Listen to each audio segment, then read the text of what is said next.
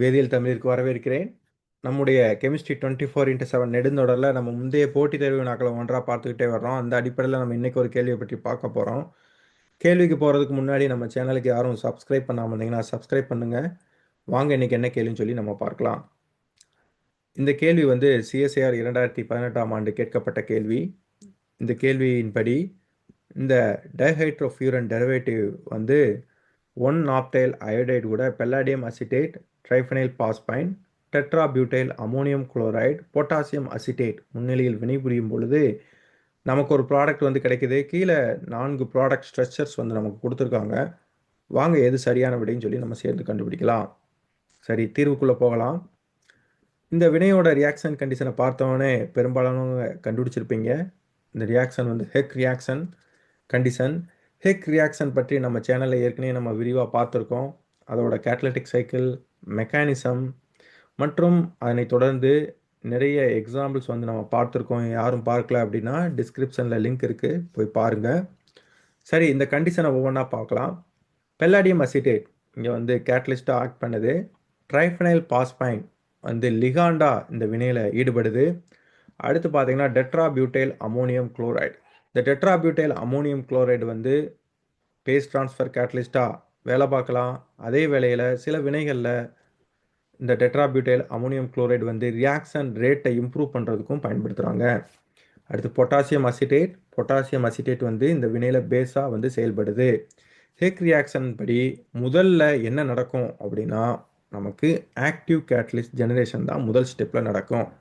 இந்த வினையோட active catalyst என்ன அப்படின்னு பார்த்தீங்கன்னா palladium zero catalysis. So palladium zero catalysis generation பண்ணுறதான் இந்த வினையோட முதல் படியில் நடக்கும்.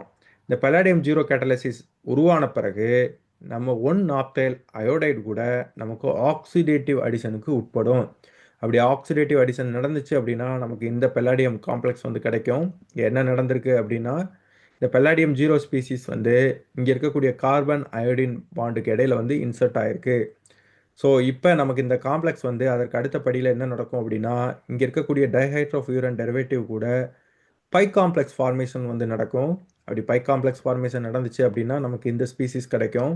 நம்மளுடைய வசதிக்காக இந்த 1-நாப்தைல் குரூப்பை வந்து 1-நாப் அப்படின்னு நம்ம குறிச்சிக்கலாம்.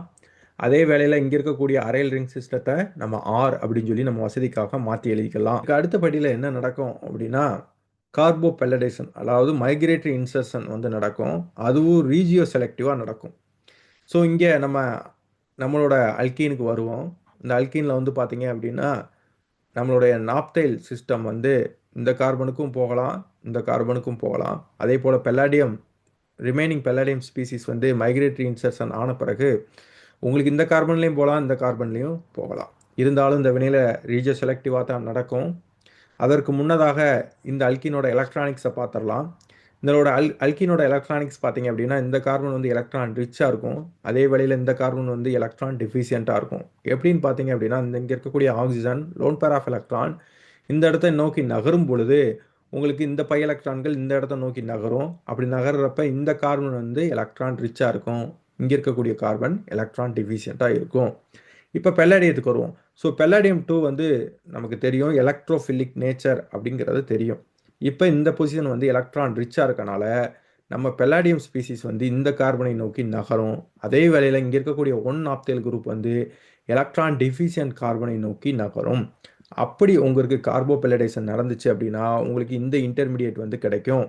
ஸோ இங்கே நம்ம வசதிக்காக இந்த மைக்ரேட்டரி இன்சர்ஷன் அல்லது கார்போ பெல்லடேஷன் வந்து டாப் ஃபேஸில் நடக்குது அப்படின்னு நம்ம இமேஜின் பண்ணிக்கலாம். ஸோ அப்படி நடந்துச்சு அப்படின்னா உங்களுக்கு இந்த மாதிரி கிடைக்கும். ஸோ இங்கே பார்த்தீங்க அப்படின்னா இந்த மைக்ரேட்டரி இன்சர்ஷன் என்ன ஃபேஷனில் நடந்திருக்கு? சின் ஃபேஷனில் நடந்திருக்கு. ஏன்னா சின் ஃபேஷனில் தான் இந்த வினை நடக்கும். ஸோ சின் ஃபேஷனில் நடக்குது அப்படின்னா நாப்தைல் குரூப் எந்த ஃபேஸில் ஆட் ஆகிருக்கோ அதே ஃபேஸில் தான் உங்களுக்கு இந்த பெல்லாடியம் ஸ்பீசிஸும் ஆட் ஆகும். ஸோ அப்படி ஆட் ஆச்சு அப்படின்னா நமக்கு இது கிடைக்கும். இதற்கு அடுத்த படியில் என்ன நடக்கும்? சின் பீட்டா ஹைட்ரேட் எலிமினேஷன் நடக்கும். ஸோ இதுதான் வந்து ஆல்ஃபா கார்பன், இது பீட்டா கார்பன், அதே போலவே இங்கே ஒரு பீட்டா கார்பன் இருக்குது. ஸோ இந்த பீட்டா கார்பனில் சின் ஃபேஷனில் ஹைட்ரஜன் ஆட்டம் இல்லை. அதே வேளையில் இங்கே இருக்கக்கூடிய பீட்டா கார்பனில் 2 ஹைட்ரஜன் ஆட்டம் இருக்குது. அதில் ஒரு ஹைட்ரஜன் ஆட்டம் கண்டிப்பான முறையில் சின் ஃபேஷனில் தான் இருக்கும். அப்போ இங்கே இருக்கக்கூடிய ஹைட்ரஜன் ஆட்டமும் இந்த பெல்லாடியம் ஸ்பீசிஸும் சின் பீட்டா ஹைட்ரேட் எலிமினேஷனில் ஈடுபட்டுச்சு அப்படின்னா உங்களுக்கு இந்த பெல்லாடியம் காம்ப்ளெக்ஸ் வந்து கிடைக்கும். இதன் பிறகு டீகாம்ப்ளெக்சேஷன் ஆச்சு அப்படின்னா உங்களுக்கு இந்த ப்ராடக்ட் வந்து கிடைக்கும். அதே வேளையில் உங்களுக்கு இந்த பெல்லாடியம் இன்டர்மீடியேட் வந்து உங்களுக்கு கிடைக்கும். இதன் பிறகு என்ன நடக்கும் அப்படின்னா பேஸ் முன்னிலையில் ரிடக்டிவ் எலிமினேஷன் ஆச்சு அப்படின்னா பெல்லாடியம் ஜீரோ கேட்டலிஸ்ட் வந்து நமக்கு ரீஜெனரேட் ஆயிரும். அதே வேளையில் நமக்கு ஹைட்ரஜன் அயோடைடும் கிடச்சிரும். ஸோ இந்த வினையோட ப்ராடக்ட் என்னன்னு பார்த்தீங்க அப்படின்னா இதுதான் நமக்கு கிடைச்ச வினையோட ப்ராடக்ட். சரி, வாங்க நம்ம கேள்விக்கு போகலாம். ஸோ இது வரைக்கும் நம்ம விவாதிச்சதோட அடிப்படையில் பார்க்குறப்ப கீழே கொடுத்துருக்கக்கூடிய விடைகளில் மிகவும் சரியான விடை வந்து எது அப்படின்னு பார்த்தீங்கன்னா ஆப்ஷன் 4 தான். உங்களுக்கு இந்த விரிவுரை பிடிச்சிருந்துச்சுன்னா லைக் பண்ணுங்கள், ஷேர் பண்ணுங்கள், கமெண்ட் பண்ணுங்கள். இது போன்ற கேள்விகள் அடிக்கடி வரணும் அப்படின்னா வேதியியல் தமிழிற்கு சப்ஸ்கிரைப் பண்ணுங்கள். மீண்டும் இன்னொரு கேள்வியில் சந்திக்கும் வரை நன்றி நண்பர்களே.